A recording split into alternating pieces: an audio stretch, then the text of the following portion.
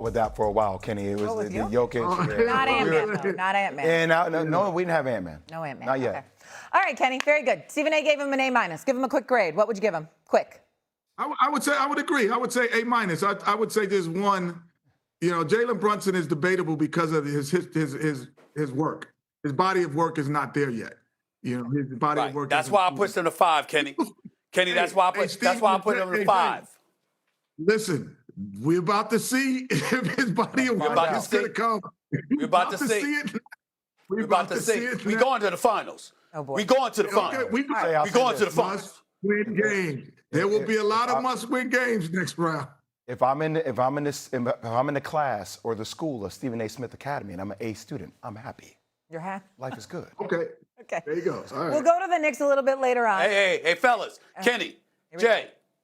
I approve that man. I think that's 5. I'm keeping a tally of those today since he's in D.C. Okay, we'll go to the Knicks a little bit later, but let's focus in a little bit here on the Lakers because in an article on ESPN.com this week, our Dave McMenamin detailed that there were moments within LeBron James' 8 years in L.A. where he felt like he was being taken for granted by the Lakers. McMenamin also detailed in the piece that a source familiar with James' thinking told ESPN that the Lakers' approach and how they showed their interest in retaining him will be a factor in his decision to return to Los Angeles or not. And so, Jay, will I ask you, have the Lakers taken LeBron for granted?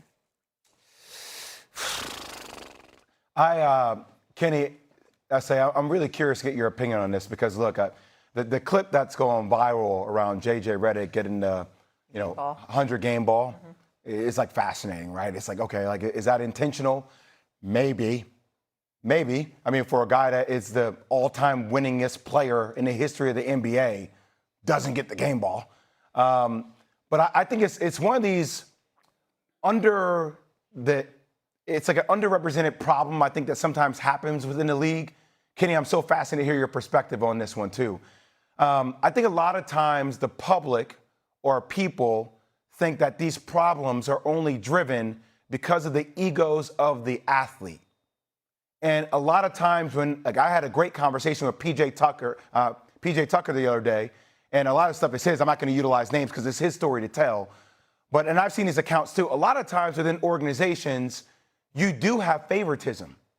You do have moments where the organization doesn't know how to really control the pecking order or handle a lot of the noise being made around the players, whether it's team seats, whether it's LeBron James cookies, whether it's the Jaylen Brown, Jason Tatum situation where it's like, hey, the crowd may love it or the coach may say, this is Jason's team.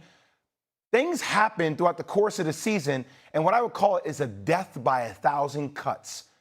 There's so many things like, Kenny, you're one of the most aware dudes on the planet, especially within a team. So there may be in teams where you may have to bow down because you recognize where the pecking order exists. But if you feel like you're on the same level of somebody and you come in and you see those 1,000 cuts, small cuts by the organization because you think you're as equal to your counterpart and not beneath, a lot of times that creates more distance and more controversy and more chaos. And to me, like, this is an example of that. I'm not saying you need to cater to every one of LeBron James's needs. I'm not saying that at all. But a lot of times we always put the onus on the player, and a lot of times it is on the organization as well to manage the egos and how they communicate that, because it does add up. Well, I've been blessed to play with two of the greatest players that I feel has ever played in the game. And in college, I played with Michael Jordan, and in the NBA with Hakeem Olajuwon. And never, ever in their tenures that I played with them, I heard the word "my team" or "taken for granted," because the things that they worried about were not cookies. It just wasn't cookies, or seats on the plane, or seats in the stands and where they go. And if you ask me, did the Lakers taken for granted, I would say no, because when he wanted Anthony Davis to be there, there's somebody who could help him win a championship. They went out and figured out a way to get him. When they needed to make another trade and they brought Luka Doncic into the fold, they did it. When they needed Rui Hachimura, when they needed Rui, a guy who could be at the small forward, and when they needed to draft your son, they did it. So those are the things that make you take it for granted or not. Are you doing things to help me win championships? And so I would say, Rob Pelinka, he gets a lot of flack. However, he's made moves to always keep the team relevant. Because if Luka doesn't get hurt this year, they're possibly a team that could have contended for the Western Conference Finals. But that's how the guys I know who are the best players and generational players, that's how they look at the game. And they put that inside of the team. We never talked about parking passes. We never talk about seating. We talk about who are you bringing here to make this job easy, brother. That's it. That's fair. Okay. Let's take this conversation deeper. Let's throw out the words taken for granted. And instead, let's incorporate the word respect and appreciation. There's a battle that's going on here, if the reports are to be believed, and we have no reason to believe otherwise because Dave McMenamin does a great job covering the team, and obviously he's somebody that LeBron James has confided in.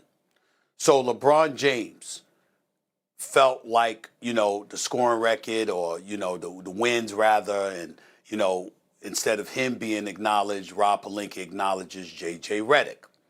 Fair enough. Forget Rob Pelinka. He doesn't really matter that much in this equation. Who matters is Jeannie Buss. Who matters are the Los Angeles Lakers.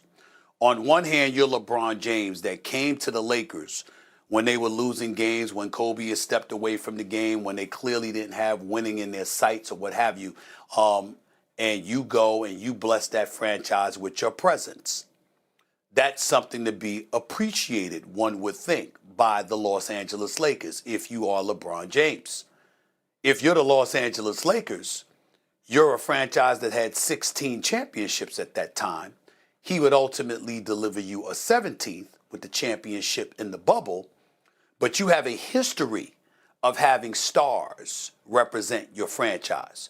And those stars never complained about your franchise, because if the Lakers pride themselves on one thing, is that they know how to treat their stars. They know how to make stars feel special.